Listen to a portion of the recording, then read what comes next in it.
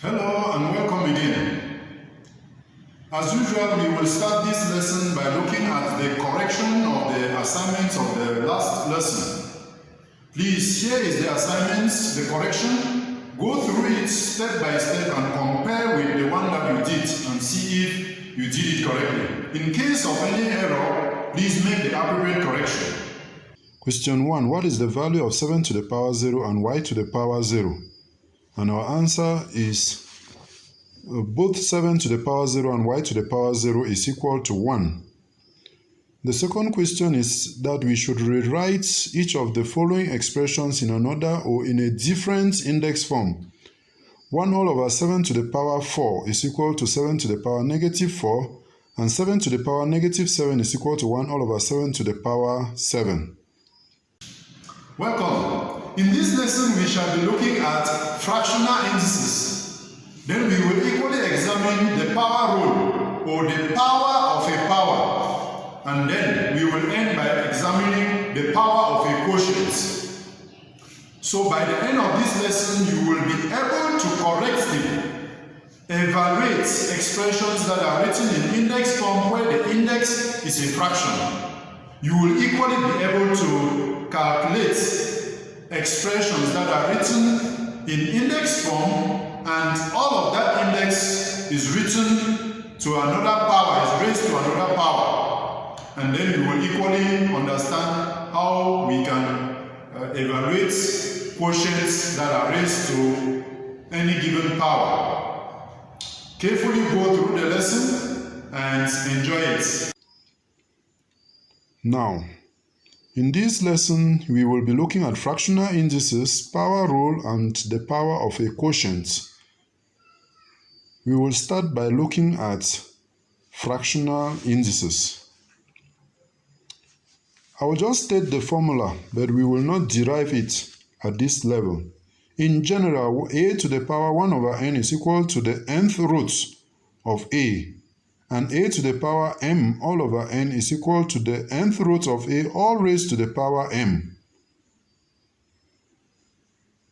We will embark on a series of examples to see how we can understand how to use this formula. The first example is 4 to the power half. So it will be the same as finding the square roots of 4. Observe that the square root is not written with a 2 on the square root sign. Square root of 4 is equal to 2. The second question is 9 to the power half, which is also square root of 9, which gives us 3. And question 3 is the cube root of 8, which means which number multiplies itself repeatedly 3 times to give 8. And that answer, or the number, is 2. So the cube root of 8 is equal to 2. Note that the cube root of 8 can also be written as 8 to the power 1 over 3. Finally, the square root of 9 over 25 is the same as the square root of 9 divided by the square root of 25. And the answer will be equal to 3 all over 5. Let's look now at the power rule. Let's do this calculation. 2 to the power 3 all to the power 2 is the same as multiplying what is in the bracket by itself 2 times. So it's 2 to the power 3 times 2 to the power 3. And if we use the law of indices, then we need to add the powers on the right. So the right hand side will be 2 to the power 3 plus 3. So the power will be 3 plus 3. And that gives us 6. So, but let's look at the powers on the left. That's 3 and 2. What relationship do they have with 6? If we add 3 and 2, it will not give us 6. If we subtract, it will not give us 6. But if we multiply, it will give us 6. Which means that when we have the power of a power, we simply multiply the powers. Since 3 times 2 is equal to 6. So a to the power mn, m all to the power n, is the same as a to the power mn. Mn, remember, it means m times n. Finally, let's look at the power of a quotient. Now we want to start by calculating 2 all over 3 all to the power 4. It will be the same as multiplying the fraction 2 over 3 by itself repeatedly 4 times. Observe that the numerators are all 2s. We can just multiply the numerators divided by the product of the denominators. So all of that is the same as 2 times 2 times 2 times 2 all over 3 times 3 times 3 times 3. The numerator can be simplified to give us 2 to the power 4 and the denominator 3 to the power 4. So we observe that when we have a quotient raised to a power, then the numerator and the denominator is each raised to that power. Good. Let's now look at examples. The first one is 8 to the power 2 all to the power 7.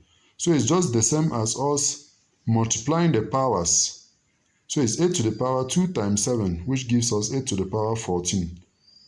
Look at the second one. Each of the powers inside the bracket is multiplied by the power outside, which is 2. And we end up with p to the power 6 q to the power 10. Question 3 is a quotient. We will also multiply each of the powers inside by 3, which is outside. And our final answer is 2 to the power 9 all over 5 to the power 6. So that's how we can evaluate or simplify various numbers that entail or need that we should use the power rule or the power of a quotient. Look at these other examples. They follow the same principle. Question 1, we just multiply each of the powers inside the bracket by the power outside, which is 2. Question 2, we raise the numerator and the denominator to the power 3. Question 3, 36 to the power half is the same as the square root of 36, which is 6. Question 4 is of interest because it's to the power negative half. So what we do is to write 1 all over 4 to the power half, and then the negative in the power is eliminated. But 4 to the power half is the same as square root of 4. So our final answer is 1 all over 2.